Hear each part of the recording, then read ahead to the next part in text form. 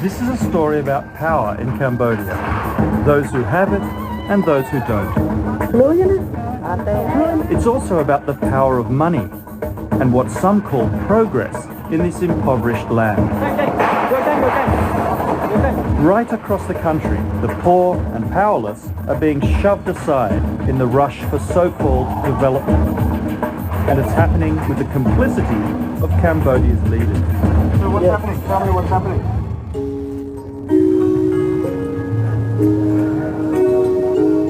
The story begins here in Bungkok Lake, in the heart of the capital, Phnom Penh. 2 years ago, a little-known developer signed a 99-year lease with the council for this 133-hectare site. And they're filling 90% of the lake with sand to build high-rise. The problem for people living around the edge of the lake is, as the sand goes in, the water level rises and their houses go under. Since the beginning, there's been a total lack of transparency about the deal. Opposition parliamentarian Sam Rainsy is quite literally wading into the debate. We are here to support the people and to protest against this so-called development project that cause so many problems for the people living here.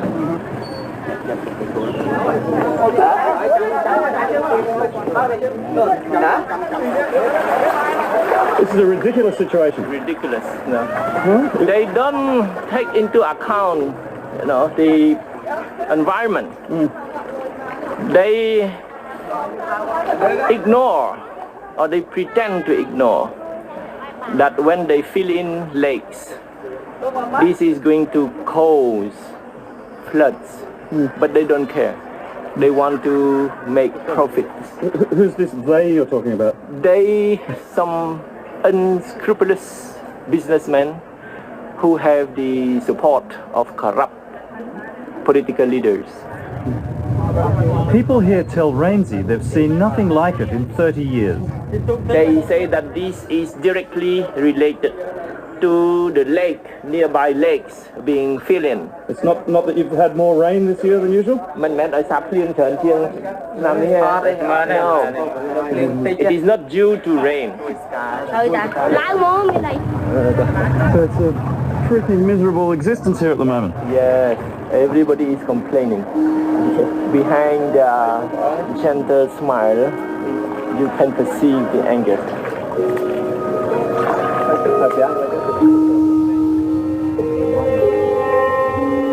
This is the biggest forced relocation of people since Khmer Rouge times. Over 4,000 families, and it's happening in without proper information, without proper consultation. Dan Nicholson is with the Centre on Housing Rights and Evictions, headquartered in Geneva. They're campaigning for the 4,000 families set to be evicted from villages around the lake. Families who've lived here for years, including many who settled here immediately after the horrors of the Khmer Rouge period. The whole contract under which it's being done is blatantly illegal, but even though we've gone to court, we can't stop it. There's a total lack of involvement of the community and benefits to the community. Instead, the urban poor are just being shunted out of town while the elites take over with another badly thought out development. The community's legal challenge was dismissed by the court on a technicality. And for those residents resisting threats and intimidation to leave, the flooding is making daily life extremely difficult. Nicholson believes the company, Shukaku, may be using it as a strategy to force them out. They've been pumping sand into the lake for the last couple of months, and so when the rains came, all this flooding is much worse than usual at this stage. Kind of a way to force the community out, I guess, those who are staying. Do you think so that could be it? Yeah, well, they've been told, either to go now or your house will be flooded, so. This enormous development will completely transform this part of Phnom Penh. But finding out anything at all about the company behind it is almost impossible. Shukaku has no office, and they're not even in the phone book. What we do know is that the company director is Senator Lau Meng Kin, a close ally of Prime Minister Hun Sen. The senator is also director of Piapimex, one of the most powerful conglomerates in the country. According to this report, released a fortnight ago by the London-based NGO Global Witness, the senator made his millions in logging. In a forest industry dominated by illegal logging and conflict with local people, Piapimex held the dubious distinction of being notorious amongst the concessionaires for its ruthlessness and the level of destruction inflicted on its concession areas. On the other side of Phnom Penh is the community of Dei Krahom. It's a market area in a great location. And like the residents around the lake, people have lived here legally for decades.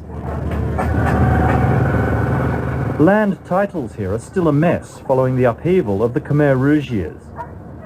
But under a 2001 law, if people can prove that they've occupied land for more than 5 years, they have possession rights. What's more, Prime Minister Hun Sen specifically earmarked this area as a social concession to be developed in conjunction with the existing residents. But that promise was broken, and it's clear the government is now supporting the development. Negotiations for adequate compensation have hit a wall.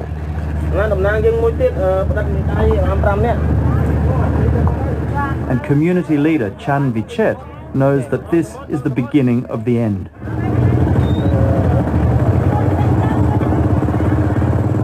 Vichet is on the way to City Hall to see if he can salvage the stalled negotiations. នៅស្រុកខ្មែរយើងគឺសម្រាប់អ្នកក្រគឺគេមិនសូវជាគ្រប់ប៉ុន្មានទេយើងតែងតែបើតេតទៅនឹងផ្លូវច្បាប់យើងតែងតែចាញ់គេចំណិចបាទបើយើងមានបណ្ដឹងជាមួយនឹងអ្នកមានគឺយើងចាញ់គេទោះបីយើងត្រូវក៏ដោយយើងរស់នៅដែលស្របច្បាប់ក៏ដោយក៏គេចាត់ទុកថាយើងជាមនុស្សម្នាក់រស់នៅខុសច្បាប់ខុសទម្លាប់បាទរស់នៅបែបអនាធិបតេយ្យ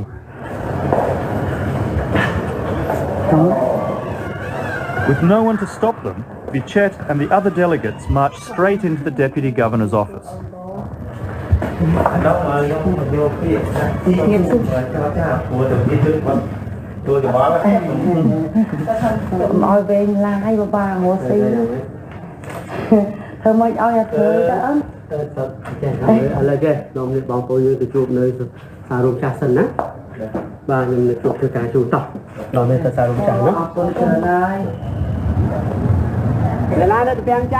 The Deputy Governor says the company's offer stands, $20,000 per family or a house outside the city at the relocation site. The residents complain that $20,000 is a fraction of the land value for prime real estate in the centre of the city, and the relocation site offers inadequate housing too far from their livelihoods.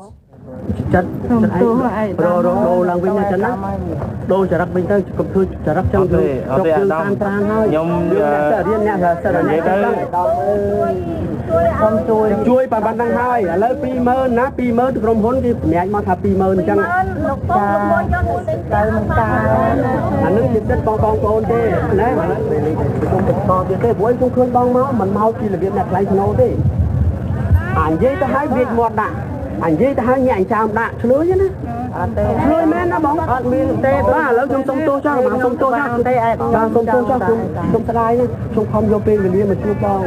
Mr. Deputy Governor, can you guarantee that these people will be safe, or are they going to suffer some kind of attack in the next few days? Cho lấy miền Nam miền ấy xuống này miền Nam ta chăng mà gặp liền đấy. Gọi là đây ông tin mấy đấy thuộc nè nơi cha nó miền tây khang nó vào đây luôn nó bay luôn khang nhưng không tha ai không.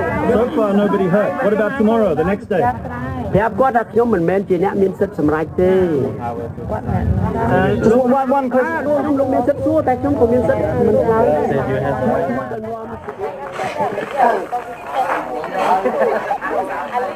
Rumours are swirling that tonight is eviction night. I find Vichet at home, a broken man.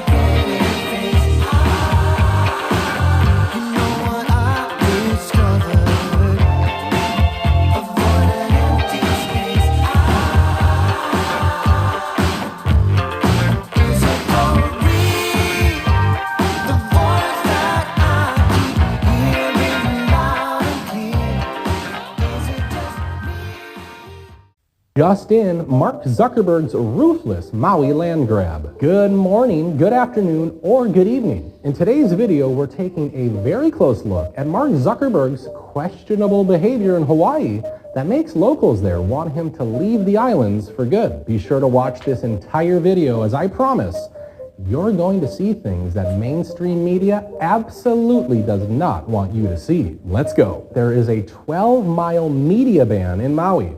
No journalists allowed. This again infringes on First Amendment rights. Matt Wallace asked, why is the Maui Fire's media ban still in place? What else are they hiding? We can have reporters in literal war zones like Ukraine, but not in disaster areas like Lahaina. Totally normal and not sketchy at all, right? Let's deep dive into more of what's happened. Daniel Zach asked, to my people on Maui, is all of this true? Fire hydrants were dry. Fire marshals were out of town that night. The mayor and the governor were out of town. People who were trying to evacuate were told it was not time to evacuate and to turn around back into the fire. No cops on bullhorns.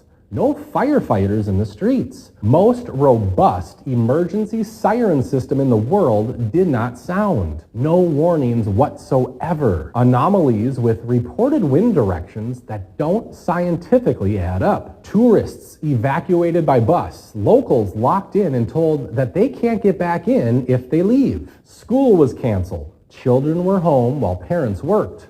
Hundreds of children burned alive. Can't be identified. A perfect circle of fire around Lahaina. Molten metal next to intact trees. Media reporting fractions of real numbers. New insurance policies taken out on Lahaina before the fires. Who owns Lahaina besides the Hawaiians? The oceanfront property. The government. Wild how all this new uninhabitable land that only big developers can afford to clean up opened up for the plans of turning Maui into a smart island with billionaire funding. How many do you need? It goes on and on and on. Literally surrounded by water, Hawaiian official M. Kaleo Manuel refused to release water in Maui as the fire wreaked havoc and destruction. Manuel is the deputy director of the Department of Land and Natural Resources. Let's listen in as he explains that water should be revered but not used even in an emergency. The commission is responsible per our authorizing statute to protect and manage all water resources in the state.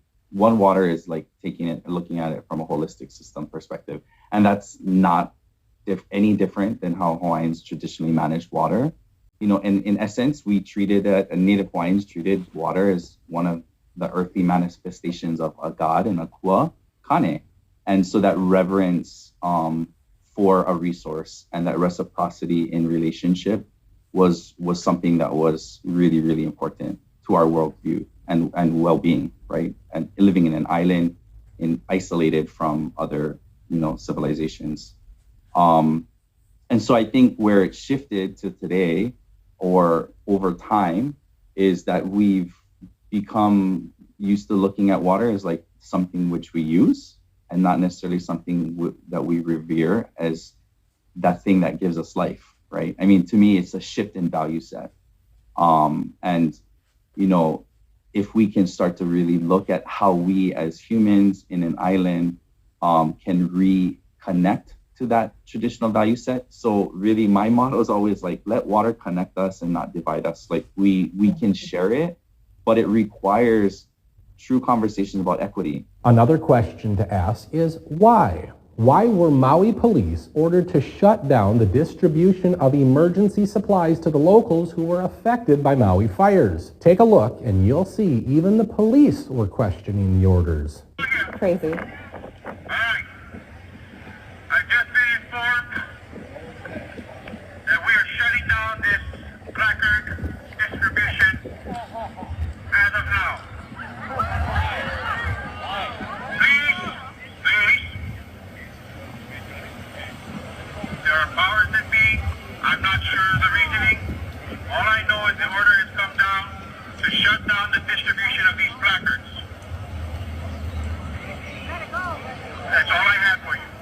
It's absolutely mind-blowing that supplies for families in need are being turned away. There is extreme corruption going on with the government here. They took 150 meals to be delivered for the people in need that are starving and don't have food or water.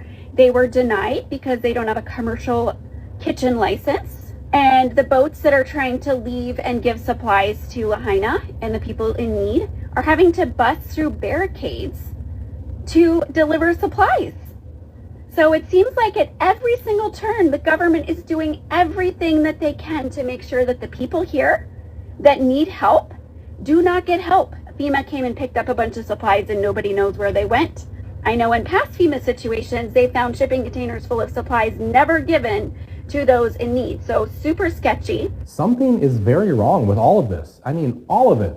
There are endless videos of survivors, and the stories that they tell are absolutely wild. It was a firestorm. I know, but there was tornadoes of ash the size of charcoal from a barbecue, like being thrown by baseball players.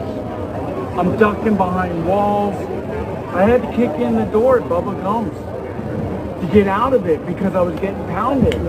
And then Bubba Gump started on fire, and I'm running down Front Street, and the wall, there's like 80 people, and the ocean was on fire. Firefighter told me because the first layer of ash causes the seal. And then the next layer of ash was all the embers. So the tide line was on fire, and I had to jump through the water and come up through the fire, and 80 people, they were on the wall, everybody started jumping in. Coast Guard was out there grabbing people, and I was like, no, I'm good. I was born in the water. I'm a Kai. And they're grabbing people, and I swam. I knew my phone was only good for like 15 seconds being submerged, then swam for like a half-mile north. It was like nothing you've ever seen. This was bad that the people in their cars that were dead and from asphyxiation and the fire blew out the car, and you just saw the numbers of the dead are so wrong. FEMA also authorized one-time payments of $700 per household to folks who've been displaced so they can do the immediate things of just taking care of medications and prescriptions that they so badly need. President Joe Biden announced a whopping $700 for Maui fire victims. The U.S. has sent billions of dollars to Ukrainians, but only $700 to Hawaiians. What kind of message is that sending to the rest of the world? Hawaii's Democratic Governor Josh Green sent a message clearly indicating a land grab by saying that he is already actively thinking about ways for the state to acquire the land that was annihilated by the blaze. Just a reminder, on January 3rd of 2023, Maui announced plans to become one of the first American smart cities, or 15-minute cities. In order for a 15-minute city or smart city to be implemented, the unelected globalists must first control the land with no private ownership. Listen closely to what Green had to say. I'm already thinking about ways for the state to acquire that land so that we can put it into workforce housing, to put it back into families. Hawaiians in Lahaina are already getting offers for their now available land from developers. There are many, many coincidences surrounding the Maui fires, but let's take a look closer at this one. Not that long ago, Hawaiian government officials in the areas that were just affected by the wildfires passed a law saying that land could not be redistricted for new building permits unless some sort or some type of a serious natural disaster occurred. Serious natural disaster occurred. And what did we have happen through those 3 districts of very sacred land to the Hawaiians? A very serious natural disaster. I'm not going to get into space lasers and all of that, but people called their insurance companies after the fire, and the insurance companies, for the first time, informed them that there was zoning infractions on their land, so they would not honor their insurance policies. And within 24 hours of these people losing their homes, the same developers who the Hawaiian elders fought in court to have that law passed are already calling these people and making them offers for their homes. This is what happens when the government sticks their fingers in everything. The government's in the insurance industry, and they're talking to people who are paying for their campaigns, which are the buyers of this land. And they say to these people, hey, let us know when they call you to get their insurance claims, and let us know when you deny them, so we can then give them a call right away and scoop in and swoop in and be the heroes. So they're going to get this land that they're going to develop into millions of dollars worth of property, and the Hawaiian elders are going to get all. They're going to get screwed over. And this happens everywhere.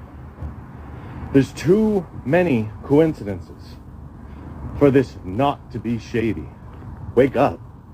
And there seems to be so many similar stories about the vultures swooping in on these victims. Tell you guys, I am so frustrated with investors and realtors calling the families who lost their home, offering to buy their land.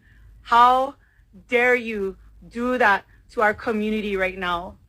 If you are a Kalamai, sorry, I had a little bit poor reception right there.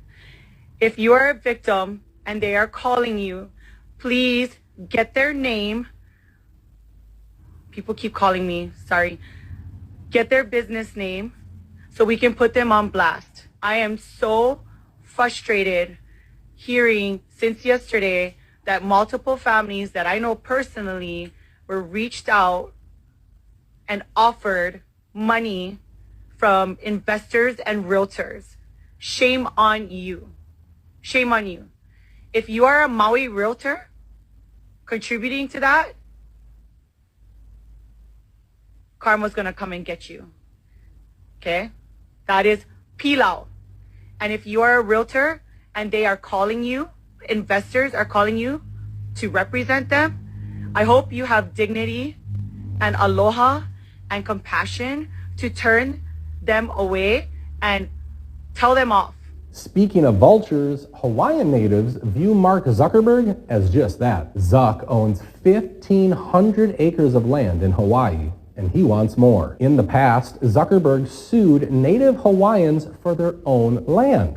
Zuck stole over 1,000 acres of land from the locals. There is history of Mark Zuckerberg and Bill Gates attempting to purchase all the islands. In fact, in Kauai, Mark Zuckerberg owns more land there than the government of Kauai itself. An article from The Hill explained, in 2017, hundreds of local Hawaiians who owned interest on small pieces of land within his estate were subject to lawsuits by Zuckerberg's lawyers. This is the face of neo-colonialism, Kapua Sprout, a law professor at the University of Hawaii, told The Guardian in 2017. Even though a forced sale may not physically displace people, it's the last nail in the coffin of separating us from the land. Mega wealthy people like Mark Zuckerberg have purchased so much land in Hawaii that native Hawaiians, they cannot own land on their native island. Cernovich tweeted, Hawaii went 2-1 for Joe Biden. All their native land is being stolen from them by Democrats. My heart weeps for Maui, but this is what they voted for.